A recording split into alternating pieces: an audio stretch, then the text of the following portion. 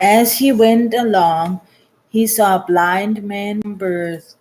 His disciples asked him, Rabbi, who sinned, this man or his parents, that he was born blind? Neither this man nor his parents sinned, said Jesus, but this happened so that the works of God might be displayed in him. As long as it is day, we must do the work of him who sent me. Night is coming when no one can work.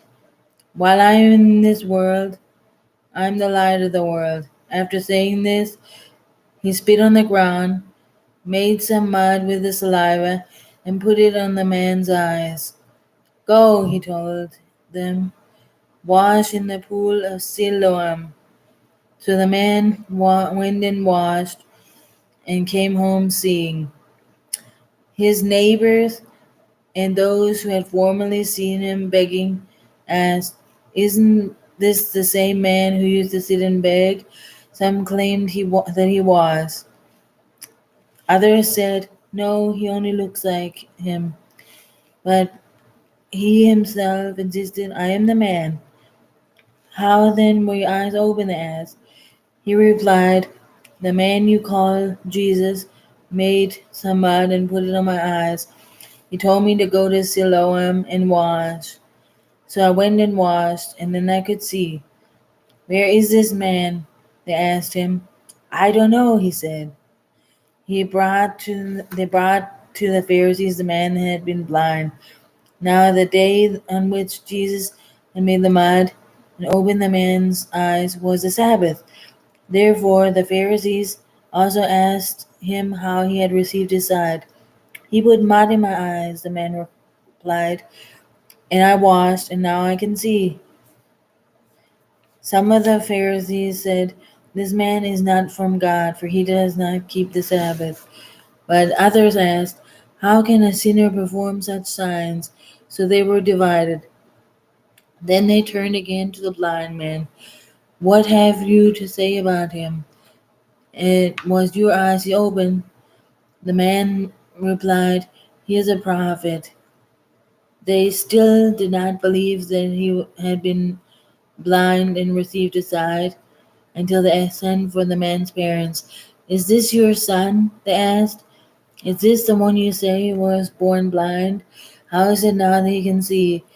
We know he is our son, the parents answered, and we know he was born blind. And how he can see now, or who opened his eyes, we don't know. Ask him. He is of age. He will speak for himself. His parents said this because they were afraid of the Jewish leaders who already had decided that anyone who acknowledges that Jesus was the Messiah would be put out of the synagogue. That is why his parents said, He is of age, ask him. A second time they summoned the man who had been blind. Give glory to God by telling the truth, they said. We know this man is a sinner.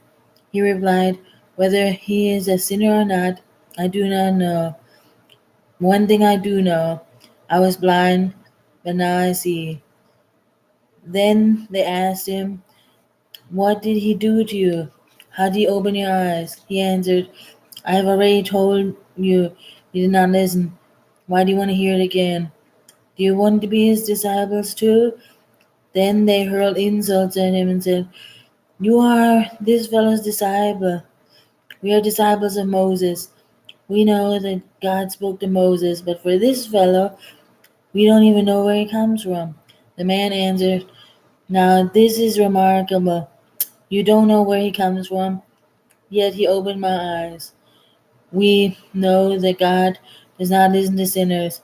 He listens to the godly person who does his will.